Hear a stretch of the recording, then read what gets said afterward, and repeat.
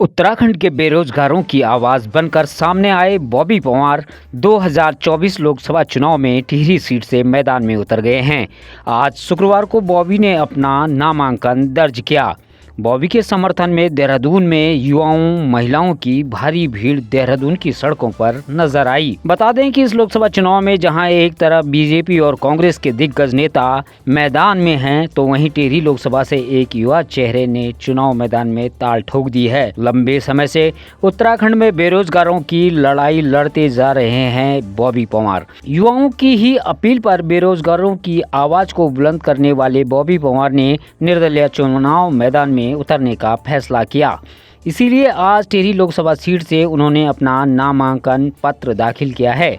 युवाओं के बीच उनकी लोकप्रियता और स्थानीय मुद्दों की लगातार पैरवी करने के चलते इससे 2 रोज पहले ही उत्तराखंड की एक सबसे पुरानी क्षेत्रीय पार्टी उत्तराखंड क्रांति दल ने उन्हें निर्दलीय के तौर पर अपना समर्थन दिया है। इस पर बॉबी पंवार का कहना है कि उत्तराखंड ने हमारे संघर्ष और जनहितों के मुद्दों पर जनभावनाओं और बेरोजगारों के संघर्ष का सम्मान किया है। मैं उत्तराखंड राज्य निर्माण में अहम भूमिका निभाने वाली उत्तराखंड राज्य की उत्तराखंड क्रांति दल समेत सर्व राज्य पक्ष की शक्तियों से अनुरोध करता हूं कि टिहरी लोकसभा में रचे जा रहे इतिहास के प्रत्यक्ष साक्षी व भागीदार बने। पहले लड़े थे राज्य बनाने के लिए, अब लड़ेंगे राज्य बचाने के लिए, ये कहना है बॉबी पंवार का। आज नामांकन के दिन बॉबी पंवार ने मीडिया से बातचीत में कहा कि चुनौतियां बड़ी हैं, लेकिन लोग बदलाव चाहते हैं। उत्तराखंड में आज भ्रष्टाचार अपनी चरम सीमा पर है। आज जल जंगल जमीन को बचाने का सवाल है।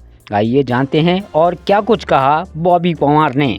जिस प्रकार से भ्रष्टाचार चरम पर आज है, वो चाहे विभागों के अंदर हो, भर्ती घोटालों की जो आज तक सीबीआई जांच नहीं हुई, या उसके बाद जो रोजगार का मुद्दा है सबसे बड़ा मुद्दा है, उसके बाद जल जंगल जमीन का अपने संसाधनों को, अपने लोगों के संसाधनों को बचाने का जो मुद्दा है वो मुद्दा है। इसके अलावा पहाड़ों में जो बदहाल स्वास्थ्य सुविधाएं और शिक्षा की स्थिति है वो मुद्दा है। इसके अलावा अपनी बहन बेटियों की जो अस्मिता की जो लड़ाइयां चल रही है वो मुद्दा है। तमाम प्रकार के वो मुद्दे जिसके लिए हर एक दिन उत्तराखंड का वो जनमानस जो प्रदेश के लिए चिंता कर रहा है, वो लड़ रहा है। हर एक वो मुद्दे हमारे हैं और उन मुद्दों पर हम आगे बढ़ेंगे।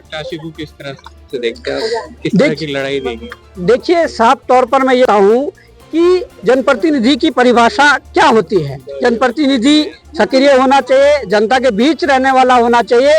महलों में बैठकर आप, कम से कम ये सरकारें नहीं चला सकते, महलों में बैठकर आप अपनी जो संसदीय सीट है उसको नहीं चला सकते। मैं ये कहना चाहता हूँ कि सड़कों पर लड़ने वालों को अगर आगे भेजोगे तो कहीं ना कहीं मुझे ये लगता है कि जो सड़कों पर संघर्ष करने वाले लोग हैं, जो परेशान लोग हैं, जो इस व्यवस्था से चिंतित लोग हैं, उन लोगों को ये फायदा मिलेगा। और जिस प्रकार से महलों के अंदर बैठकर, एसी कमरों के अंदर बैठकर जिस प्रकार से चीज़ें चल रही है, जिस प्रकार से नीतियां बन रही है, तो मुझे लगता है कि कहीं ना कहीं ग्राउंड से उठकर जो व्यक्ति आगे जाएगा वो निश्चित रूप से आगे उन सभी के लिए काम करने के लिए बाध्य भी होंगे और करेंगे भी, जो उनके साथ लंबे समय से संघर्ष कर रहे हैं। फिलहाल पेन पॉइंट पर आज के लिए इतना ही। हमें दीजिए इजाज़त। हमारे इस चैनल को लाइक कीजिए, सब्सक्राइब कीजिए और शेयर कीजिए।